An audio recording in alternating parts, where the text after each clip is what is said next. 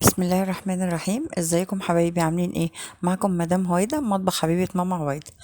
النهارده حبيت اشارككم كيكة الشاي، الكيكة اليومية، واعملها معاكم بأبسط الطرق وبمكونات بسيطة وكلها موجودة معاكم في البيت. الكيكة هشة وجميلة وبإذن الله تعجبكم. عندي هنا كوباية الا ربع من الزبدة السمنة، او زيت وسمنة زي ما انتوا عايزين، او زيت، بس هي بصراحة بتبقى بالسمنة حلوة جدا.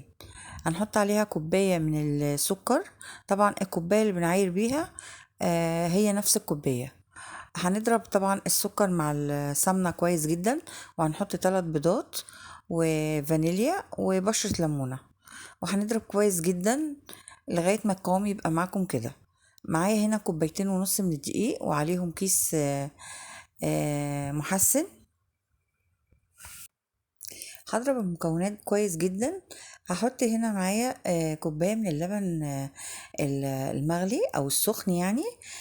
بعد ما اخلص ضرب خالص في المكونات، ما تخافوش مش هيحصل اي حاجة.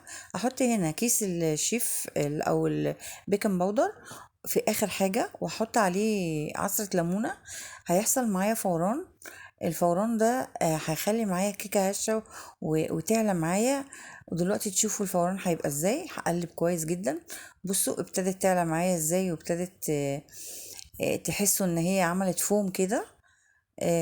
طبعا ده نتيجة اللبن السخن والبيكنج باودر او الكيك الشيف، اما نعصر عليه ليمونة في الاخر.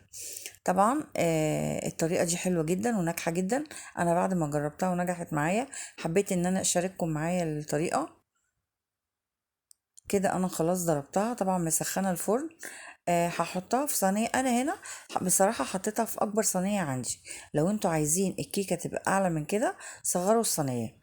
يعني الصينيه دي مقاس 30. لو انتوا عايزينها اعلى من كده، خلوها في مقاس 26 24، هتطلع معاكم عاليه جدا. طبعا هي طلعت معايا اهو. بصوا، بصوا سواها. ما خدتش معايا 30 دقيقه في الفرن، وطلعت بالشكل اللي انتوا شايفينه ده. طبعا كيكة هشة وجميلة وطعمها حلو جدا. طبعا حبايب قلبي اللي بيشاهد القناة بتاعتي لأول مرة، أتمنى إن هو تدوسوا اللايك، وأتمنى إن القناة تعجبكم وإن انتوا تستفادوا من كل فيديوهاتي. طبعا أنا اتأخرت عليكم، بس إن شاء الله هحاول إن أنا أنزل فيديوهات، وبإذن الله الفيديو ده يعجبكم. طبعا كلنا بنحب الكيك، نشربه مع الشاي في الفطار في العشاء. تعمليه لولادك. طبعا حاجة مفيدة، وبإذن الله تعجبكم. وشكرا لحضراتكم.